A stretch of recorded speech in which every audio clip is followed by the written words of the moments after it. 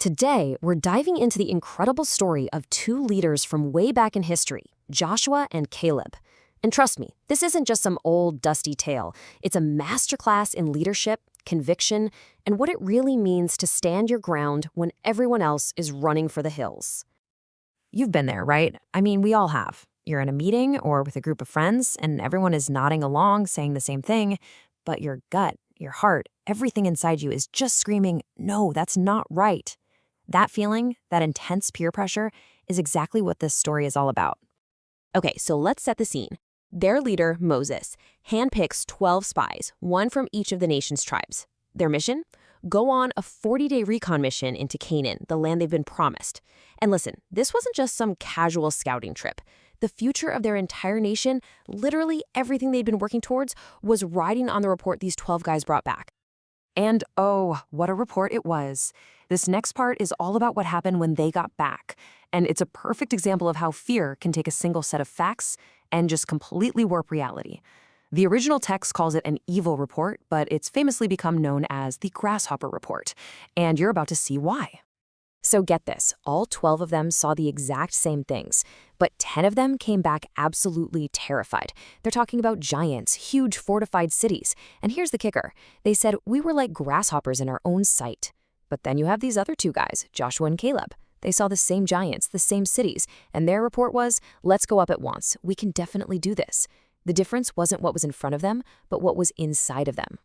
Well, as you can imagine, the fallout was catastrophic and immediate.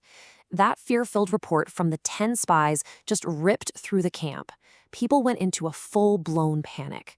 We're talking crying all night, turning on their leaders, even saying they wanted to elect a new leader to take them all the way back to slavery in Egypt. It just shows you the incredible power of a fearful perspective.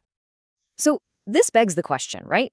What made Joshua and Caleb so different? How on earth did they stand firm when they were outnumbered and everyone around them was completely losing it? Let's break down what made them tick. And boom, here it is. The source text gives us the answer right here.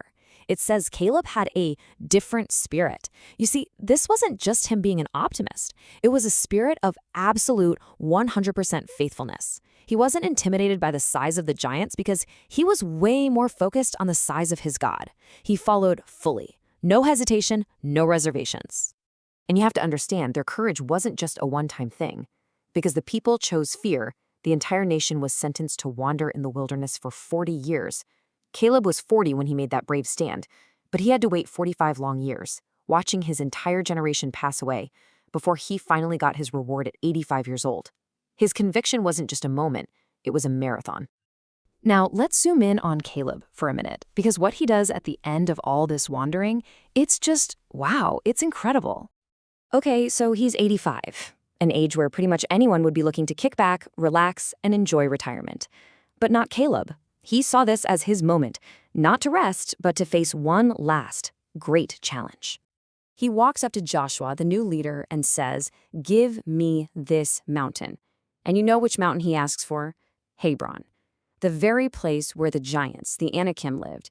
He specifically asks for the piece of land that had terrified the other spies half a century earlier. I mean, just think about that for a second. He could have asked for any peaceful, already conquered piece of land. But no, he wanted the fight he was promised all those years ago. And that's the whole point of his story, isn't it? Real faith doesn't ask for a life without giants. It asks for the mountain where the giants live and the strength to go take it. Now let's switch gears and look at our other hero, Joshua. Because while Caleb showed us this incredible, unwavering courage, Joshua modeled something just as powerful, and that was a deep, profound humility. So, as the new leader, it's Joshua's job to divide up all this new land. And you'd think, as the guy in charge, he'd take first pick, right? Take the best spot for himself. But look at the order he followed. First, all the tribes got their land. Then all the families within those tribes got their portions. And only after every single other person had been taken care of did Joshua, the leader of the whole nation, take his share last. And what piece of land did he finally choose for himself? A place called Timnath-Serah. And the name itself just says it all. It literally translates to the leftover portion.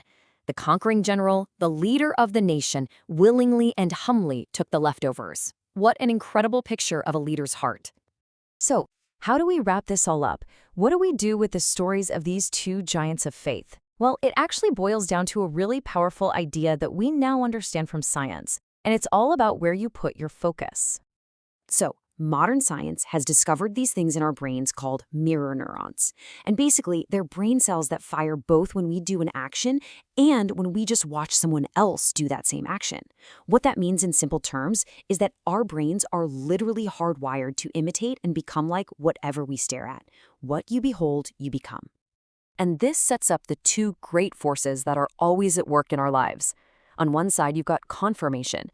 That's the world, like those 10 fearful spies, constantly pressing you into its mold of fear and negativity. It's an outside-in pressure. But on the other side, you have transformation. And that's an inside-out process, where you're changed by what you choose to focus on. And that's exactly what happened here. It brings it all full circle. The 10 spies stared at the giants, and in their own minds, they became like grasshoppers. But Joshua and Caleb? They became giants of faith because they chose to contemplate something or someone bigger than their problems. Their focus literally transformed them. So I guess the lesson from their incredible story leaves us with a pretty simple question. In a world that is full of giants and full of people who feel like grasshoppers, what are you choosing to focus on? What report are you letting into your heart? And ultimately, whose example is shaping who you're becoming?